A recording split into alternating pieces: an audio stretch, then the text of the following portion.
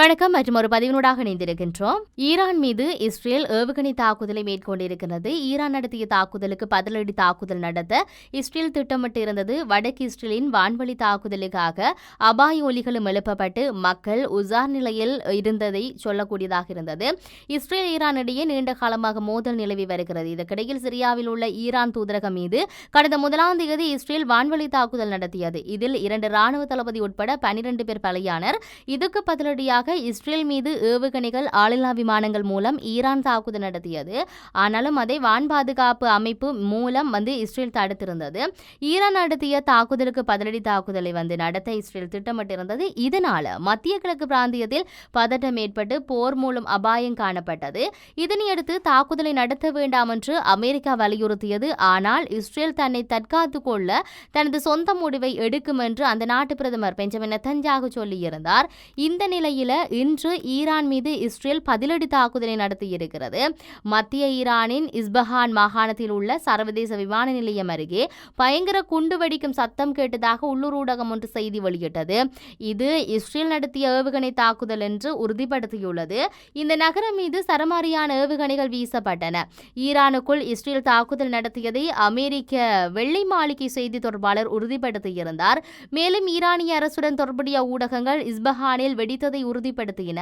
Israel தாக்குதலை அடுத்து ஈரானின் மேற்கு பகுதியில் விண்வெளி மூடப்பட்டுள்ளது. பல விமானங்கள் திருப்பிவிடப்பட்டிருக்கின்றன. முக்கிய நகரங்களான இஸ்பஹான், ரிசாக் மற்றும் தெஹ்ரான் ஆகிய நகரங்களில் விமானங்கள் நிறுத்தி வைக்கப்பட்டுள்ளன.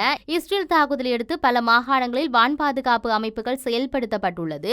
வடக்கு இஸ்ரேலின் வான் பாதுகாப்புக்காக அபாய ஒலிகள் எழுப்பப்பட்டு மக்கள் உசார்படுத்தப்பட்டுள்ளன. ஈரான் தலைநகரான தெஹ்ரானில் இருந்தே தெற்கே 350 கிலோமீட்டர் தொலைவில் உள்ள இஸ்பஹாத்தில் ஒரு பெரிய ராணுவ விமான தளம், யுரேனியம் செறிவூட்டல் திட்டத்தின் மையப்பகுதியான நாடன்ஸ் நகரம் உட்பட பல ஈரானிய அணுசக்தி தளங்கள் உள்ளன. இதற்கிடையே இஸ்பஹானில் உள்ள அணுசக்தி நிலையங்கள் முற்றிலும் பாதுகாப்பாக உள்ளது என்று ஈரான் அரசு தெரிவித்தது. இஸ்பஹானில் 3 ட்ரோன்கள் வானத்தில் காணப்பட்டதாகவும் அவற்றை நாட்டின் வான் பாதுகாப்பு அமைப்பு அளித்ததாகவும் ஈரான் அரசு தொலைக்காட்சி தெரிவித்தது. இஸ்ரேல் பதிலடி தாக்குதல் நடத்தினால் கடும் விளைவுகள் ஏற்படும் என்று ஈரான் எச்சரித்த நிலையில் இஸ்ரேல் தாக்குதலை நடத்தியுள்ளதால் மத்திய கிழக்கு பகுதியில் அந்த பிராந்தியத்தில் போர் பதட்டம் நிலவியிருக்கின்றது. உண்மையில் பதில் தாக்குதல் என்பது இங்கு இஸ்ரேல் மேற்கொண்டிருக்கிறது. ஈரான் வலியுறுத்தி கொண்டிருந்த ஒரு விடயம் என்னவென்று சொன்னால், பதில் தாக்குதல் நடத்தினால் நாங்களும் பதில் தாக்குதலை நடத்துவோம். அவர்கள் பயன்படுத்திய ஆயுதங்களை விட அவர்கள் பயன்படுத்தாத முன்னெப்போதும் அறிந்திராத ஆயுதத்தை கொண்டு நாங்கள் தாக்குதல் நடத்துவோம் என்ற ஒரு விடயத்தை அவர்கள் பதிவு செய்திருந்தார்கள். இப்பொழுது நாம் பார்க்க வேண்டும் இதற்கு ஈரான் என்ன பதில் கொடுக்க போகின்றது என்பதை.